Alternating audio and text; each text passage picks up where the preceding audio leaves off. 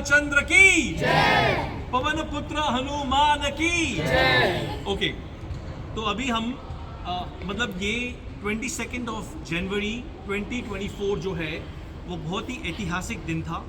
A very historic day for all the country and for Hindus living across the world. In fact, not just Hindus living across the world, but also those of other non-ethnic identities, non-ethnic Indian identities. Like for example, people in Thailand, people in Sri Lanka, Nepal, all of them also celebrated in a big way.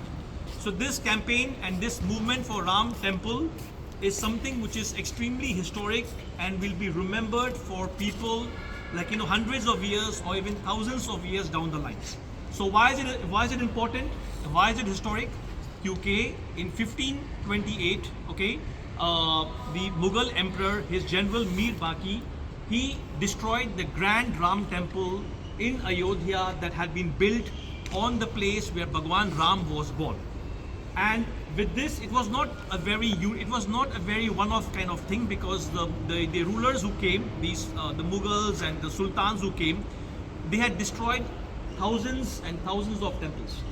But this temple destruction caused a very big it caused a very big issue immediately, because this was a very significant temple, being the birthplace of Lord Ram. Iske liye, from the time it happened, Hindus started the struggle and they started to fight to try to get back this site. Immediately, there was from 16th century, the struggle went on, and it was even joined by Sikhs. Now, many people think Sardarjis. Some of them say that they are very different from Hindus and so on. That could be a different story, but the British government records that the first people that they, what is called as FIR in India, first-hand information, right? So, first information report. So the British government, they filed the first information report against the Nihang Sikhs, who came all the way from Punjab to fight for the Ram temple. So that happened 165 years back. So it's not only a point of only Hindus fighting for it, लेकिन even Sikh community ने भी इसमें योगदान दिया. So that happened 165 years back, and then it went on and on. And then finally what happened was the British government just locked the site. But in 1949, while the site was still locked, the Hindus started their puja. I mean, they did their puja on a regular basis without stopping from 1949. Whereas the other community, the Muslims, they almost stopped coming over there. So this happened from 1949. It began. The Ram Lalla worship started on a daily basis. Then what do we see is that the case went on. Hindus tried their best in courts to get back their site, but it was always delayed, or they tried to ignore the thing. But in 1980s, we come back now right up to 1980s. We already crossed so many centuries, and the struggle is still going on. For Hindus, the wounds are still very deep. They still have a very a great sense of hurt, a great sense of pain, anguish, that the place where Lord Ram was born has not been liberated yet. Just like we have when the Jewish community left their homeland. For 2,000 years they went here and there, they couldn't go back to their homeland. And finally in 1949 they got back their own country, Israel. So we had that same sense of anguish and pain, because we were not able to return back, we were not able to get back the birthplace of Lord Ram. But in 1980s, there was a court order in which they said that the locks of the temple, the structure should be opened. So the structure was opened, and then the VHP, before that actually, they already made a campaign that this site should belong to Hindus. VHP, that means Vishwa Hindu Parishad, like they're coming to Shakha right now. This is a part of the group, but it's not the same, but it's a part of the group. So VHP started a campaign in 1984 to be precise, that this site should be returned back to Hindus. And then the BJP, the political party, led by at that time the president was Lal Krishna Advani. He said that the site, he supported the RSS and VHP people, and he started what is called as Rath Yatra. He started a yatra. Yatra means journey. So he made a chariot, like you've seen in Ramayan and Mahabharat, a chariot, right? And then you have some person behind the chariot and so on. So that kind of thing is called as Rath. And that Rath Yatra began from Somnath. Now Somnath in Gujarat is a very significant place, because Somnath is another place where the foreign invaders came and attacked the place again and again. Okay, so Somnath temple was destroyed in the 11th century, and it was reconstructed. Every time it was destroyed, they made it again. So at least 10 times the Hindus made it, and the Muslims again destroyed, and again Hindus made it. But finally, after when India got independent, at that time the Somnath temple was handed over to the Hindus. So that's why it was a very significant signal that we are starting our yatra from here. So it began from Somnath, and it was supposed to end at Ayodhya. But at that time, the government of the day, led by the Prime Minister VP Singh, was very much against it, and he stopped the yatra somewhere in Bihar called as Samastipur. But the point I'm trying to make over here is that Rath Yatra, he went from village to village, and it gathered so much of devotion and so much of people gathered on the streets, and it is said that up to 100 million people were able to associate with the yatra directly or indirectly. It was such a massive scale, and it changed the fortunes of the BJP, because BJP was fighting they were saying that they were fighting on behalf of Lord Ram, right? So a party which had only 2 seats jumped up to 100 something because of the fact that they were fighting for the cause of our civilization. So then this is happened in 1990, and then 1992, because the courts and everybody was just trying to delay the case. They were not trying to give a proper sign. The Hindus were very patient. They were saying that you can do any kind of archaeological excavation, and you will immediately find out that this was built on a the mosque was built on a temple. It's very clear even you can see it even without that, but even if you want to be sure, you can do excavations. But the courts और जितने भी लोग थे उन्होंने बिल्कुल इसको टालने का प्रयास किया, नहीं आज नहीं कल etc. So they went on doing, and the people who went over there, some of them, they got very impatient.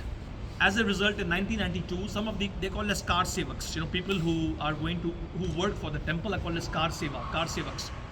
तो कार सेवकों ने अपने हाथ में लिया, and they destroyed that structure.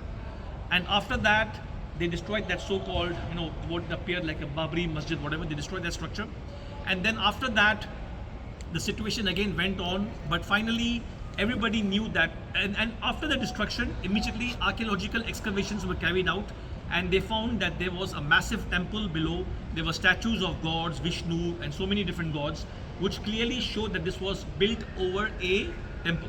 So that evidences was there. It was presented to the court.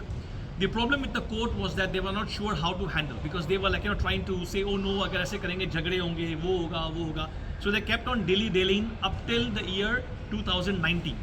Finally, the Supreme Court said enough is enough. Everybody can see this is a temple, and the site was given over to the Hindus. So from 1528 up to 2019, we're talking of nearly 500 years struggle. That's why this moment is such a joyous occasion that people on that day, on Monday, if you watch the television sets, people were celebrating the occasion like Diwali. In fact, more than Diwali. People lit diyas in their houses, and across the country, people were wearing new clothes, and people were giving away gifts, and there were so many things which looked as if it was just like Diwali. So that was the kind of adulation, the kind of response that happened on that day. And the important part of the temple is that it's such a beautiful, it's not complete yet, but the Sanctum Sanctorum, what's called as Garbhagriha, is already complete. So the important part about this temple is that it's built in such a way. First of all, there is no such modern form of sculpture used. There's no cement used. There is no steel used. They have built everything with granite, with marble and everything. So it's built according to the ancient traditional system, okay? And it is built in such a way that it can last for at least 1,000 years. At least 1,000 years. Some of you, you're maybe 100 generations down the line, they can still and they would still be able to go to the temple and avail of it. So basically the point is that it's built in a very unique way, and the statue of Ram Lalla, which is so beautiful, has been constructed out of a rock which is 300 billion years old, the rock. So it's a very unique thing, and the temple already, after its opening, the grand opening, people are rushing to go there. Now the government is telling them to relax, come slowly, because there's no space. I mean, that's not a very, very big city, right? So if everybody comes at the same time, it's going to be very, very crowded. But now I'm pretty sure that people already have this kind of they already have on their list कि मैं अगली बार भारत में गया तो मैं यहाँ पे भी जाऊँगा. सभी लोग कह रहे हैं. Even people who are not so religious are telling me, Nirmal ji, I'm going to go to Ayodhya when I go to India next time. So that kind of feeling is there towards this temple. like visiting your family, they have the same kind of importance of visiting this temple also. That's the kind of response that we can see.